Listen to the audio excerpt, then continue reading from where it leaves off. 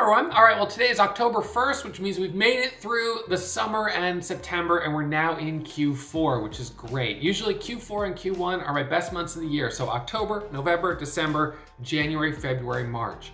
And then things often slow down in the spring, the summer, hit or miss. This summer wasn't bad. We did have some good opportunities. August was a bit slow. It picked up here in September. We did have some good trades. So I'm gonna break down for you in today's episode, September in review. It'll be a month in review where I'll break down the profits of the month. I'll give you the context of where I sit on the year and what my plans are for the rest of the year.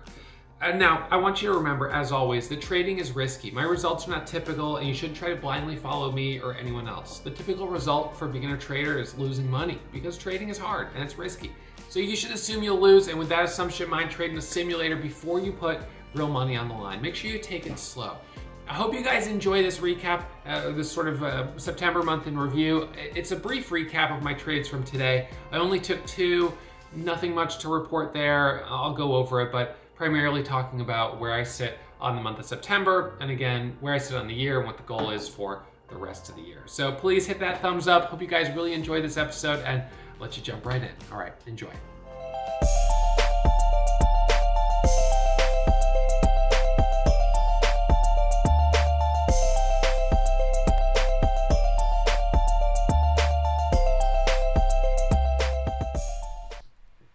All right, everyone, so today we're going to do not really much of a recap. Today's October 1st, and I got two trades on PALT, but I was having an internet problem this morning, so I took the one trade, even though I knew I had an internet problem. I took the second trade, and then it happened again, and I was like, you know what, let's not push it. So that was PALT. It was a continuation setup. It had this long consolidation pattern that it was in, and it did break out of it to the upside, but then it broke down. The trade that I missed, which would have been the one I probably would have done the best on, was this candle right here.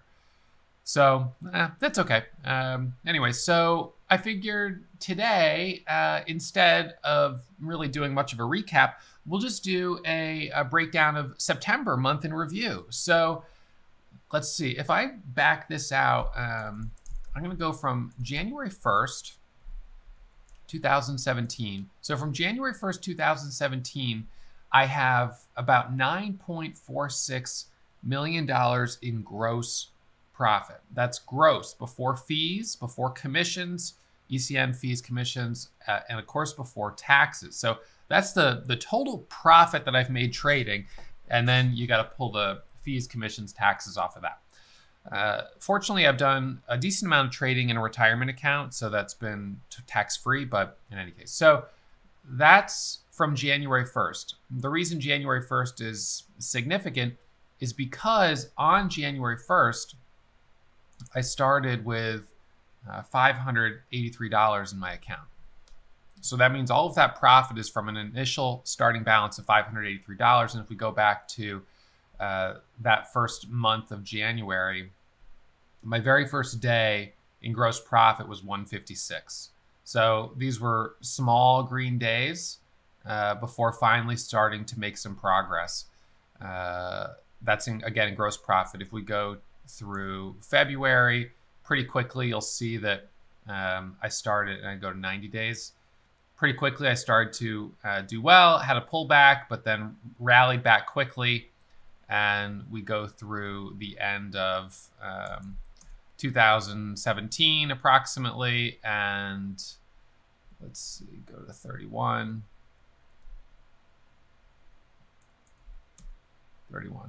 So this was 2017, roughly, let's see, 382,000 gross. This is cumulative over 30 days, but I guess this over here would be win-loss expectation. So this was my first year, 2017. Started initially with $583 in my account, small account challenge, and then just kind of kept going from there. So this is a good time for me to say that my results are not typical. Most beginner traders lose money, and so you should assume as a beginner that you would lose money as well. And with that assumption in mind, trade in a simulator before you put real money on the line. when I started this challenge, I was already a profitable trader, just as the 2016 shows, which I do have imported here. So anyways, now we've had a really incredible year and a half. 2020 brought an unprecedented level of volume and volatility into the market. And 2021 has been a continuation of that, especially with GameStop at the beginning of the year. That was obviously a big surprise. So this year I'm sitting at about 2.99 million in gross profit before fees and commissions. Accuracy is about 65%. Profit loss ratio is a little bit negative. I've had a couple of big losers. That was a $240,000 single trade loss. That's more in about 2 minutes. Well, I don't know how long that trade was. Let's see. The duration of this trade. Let's see. So between 10:08 and I don't know, 10:15, I lost more than some people would pay for an entire house. But in any case, it's the way it goes. So it's been a wild year. And so let's hone in now on the month of September. All right, so this will just be the month of September. I can click September 30th, but I haven't imported anything for October 1st since that's just today. So $194,000 in gross profit. My total commissions were $5,444, and my ECN fees were $28,000, which gives me a net profit of $160,000. All right, so $160,000 on the month. Now you can say, well, Ross, what? Wait a second. You could just go trade at Robinhood, free commissions. Well, if I traded at Robinhood, of course, they'd presumably be selling my order flow. Wouldn't really want that. If I traded at E-Trade or Ameritrade, well, perhaps free commissions. Not sure exactly what they do with order flow. I use a direct access broker, which is Lightspeed Trading. And of course, this is my level 2 window. And this is my order entry window. And so when I look right here, you can see each one of these market makers, EDGX, NASDAQ, ARCA. I can choose which one I want to route to. You can do a point and click if you want. You can enable that. Or you can just drop down here. I could route to EDGX. I could route to BATS. I could route to EDJ. And although we're aware of algorithms around big orders that come in and the way the algos kind of try to stretch the slippage to their advantage and things like that, being able to do direct access routing allows for extremely fast executions, extremely fast. And just as an example, I could do, one share. Let's see, 1150. So I'm going to click the buy button and look at how quick it's going to show up right there. Oops, sorry. There we go. So just like that, I'm in one share. And, my average changes. So just as soon as you see that change, I'm scaling up. So now I've got 3 shares on this. You can see right there. Sell half, sell the rest. I mean, it's instantaneous. Really, as soon as you click the button, as long as you click it in the right spot, which sometimes is a problem. But as long as you click the right spot on that button, you're going to have instantaneous execution. So you pay for that. And that's a cost that I'm willing to pay for.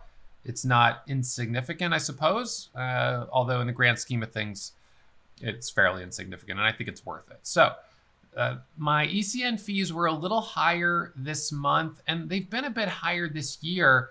I've kind of struggled this year with over trading. I had such a good year last year that I tried to be even more aggressive this year by trading with larger share size and really trying to catch some big wins. But trading with larger share size results in higher fees, and it hasn't really translated to more profitability. Although I guess if we look, so this is 1/1/2021. So year to date, I'm at net profit of 2.6. Let's look at last year the same time, out of curiosity. I was at 3.2, so I'm a little behind last year at this time, like $800,000 behind it or $600,000. But yes, and I've been trading with higher volume this year. So average volume is higher by almost 50%, but the profits are lower. So trying to trade more aggressively, trying to make more money, but in fact, I haven't been as successful in that. So the fees are a bit higher than they have been in the past. Anyway, so let's go back to just the month of September. All right, so month of September, I can look at the overview. Let's see. So this is net gross. So 60% accuracy. I think the accuracy changes maybe just slightly. There's a couple of break-even trades. Average winners, 6 minutes long. Average losers, 7 minutes long. Nothing probably especially exciting there. But this was a little bit disappointing for me that I started the month with some nice trades, and then in 2 days, I gave it all back and went red. Then again, had some, decent progress here, and then another kind of big red day. So let me switch to the overview in the calendar. So I had a big loss on Friday, the 3rd of September. So that, hey girl, come on girl. So that gave back everything I made on Monday and Tuesday. Then a second big loss on Tuesday, the 7th. No trades on Wednesday. Monday was Labor Day. Had a nice day on the 9th, a nice day on the 10th, decent day on the 13th, the 14th, and then a $100,000 day on the 15th. That was awesome, right? Could use more days like that. Red day, back to green, another bigger red day, 37,000. Recouped it the next day. No trades, I guess, on the 22nd. And I'm trying to remember what happened on the 22nd, why I didn't trade that day. I'm kind of at a loss. Does anyone remember what was going on the 22nd? I don't know if I was having an internet problem that day or it was just a slow day, but it seems odd. But I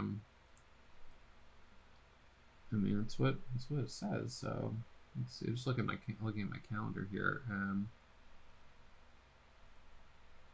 But in any case, I don't know. I must have had something that I had to do Wednesday.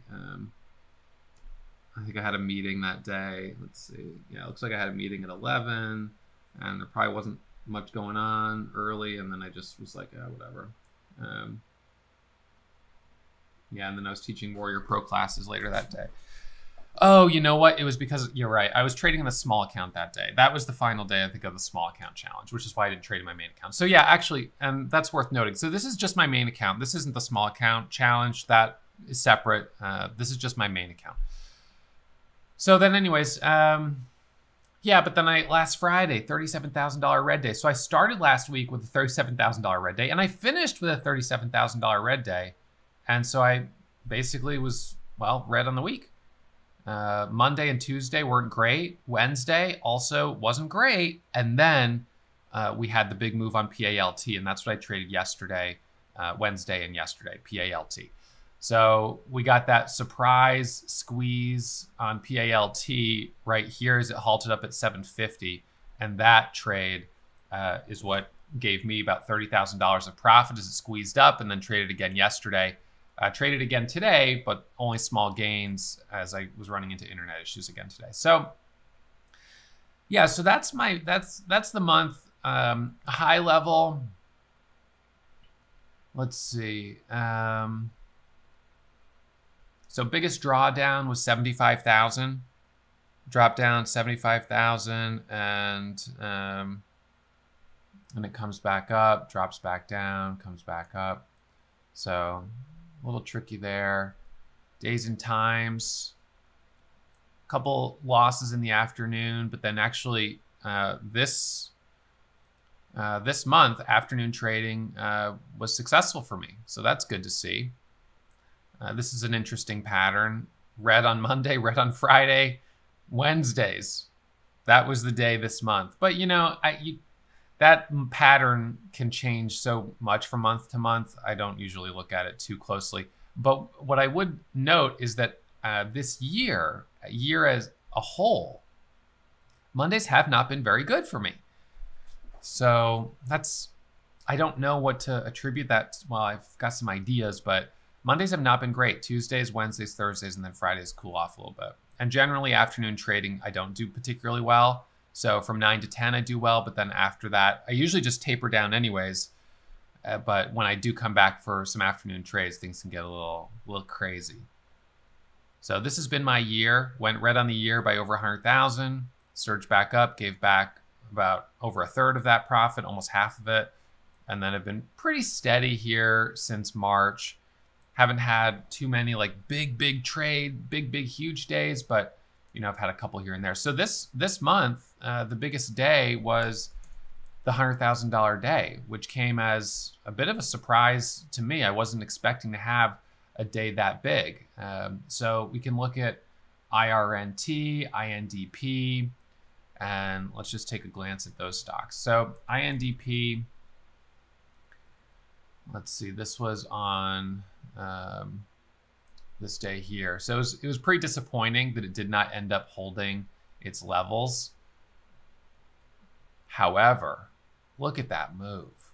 I mean, that was amazing. From 12.86 all the way up to a high of $28.83.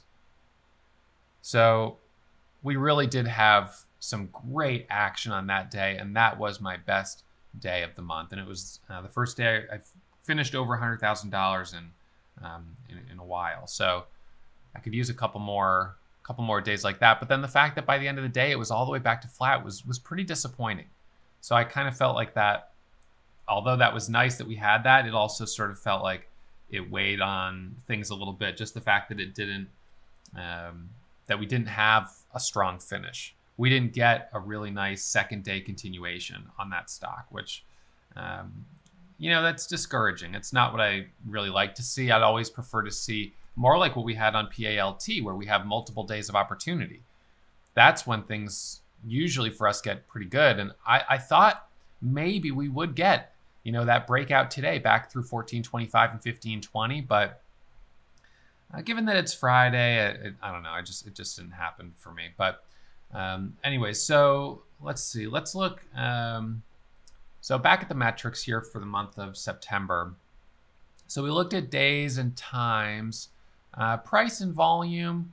So didn't do particularly well on lower price stocks, and higher price stocks lost a little bit. So in fact, this month between 10 and 50 was my sweet spot.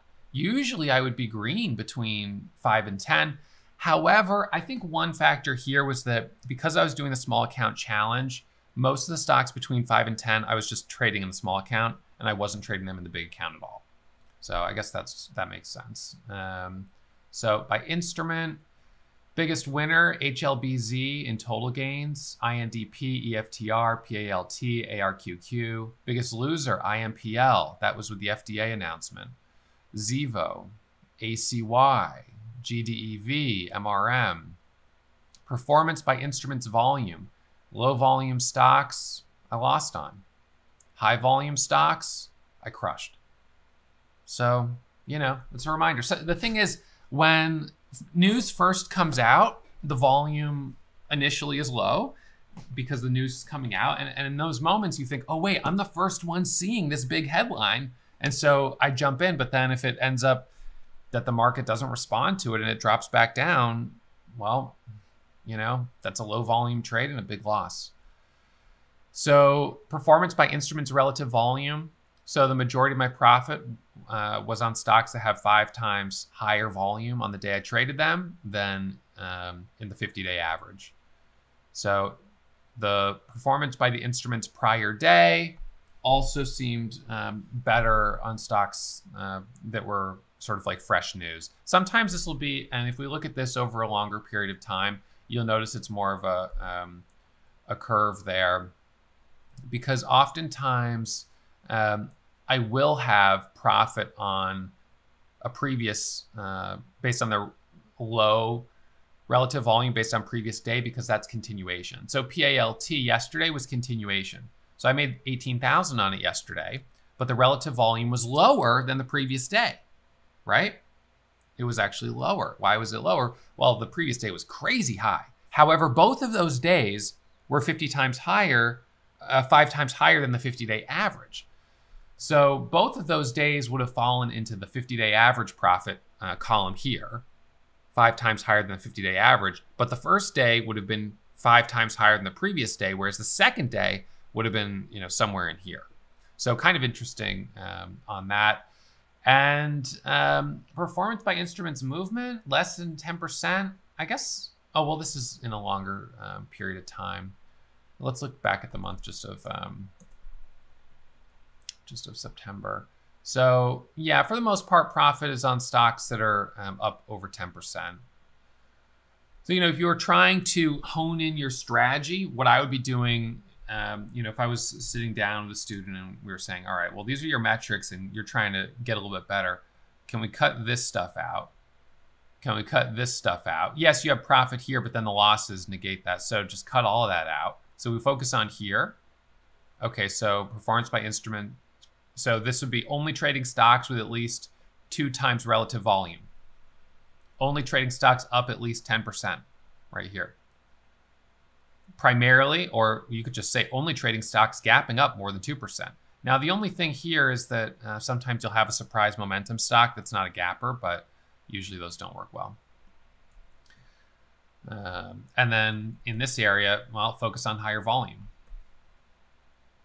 So market behavior, nothing really super significant for me to review there. Most of the month, the market was kind of range bound. Win-loss expectation, we've looked at this before. So, some drawdown days there and there, but overall not that bad. And what's nice is that if we go back to 6-1, 6 or 5, that's fine.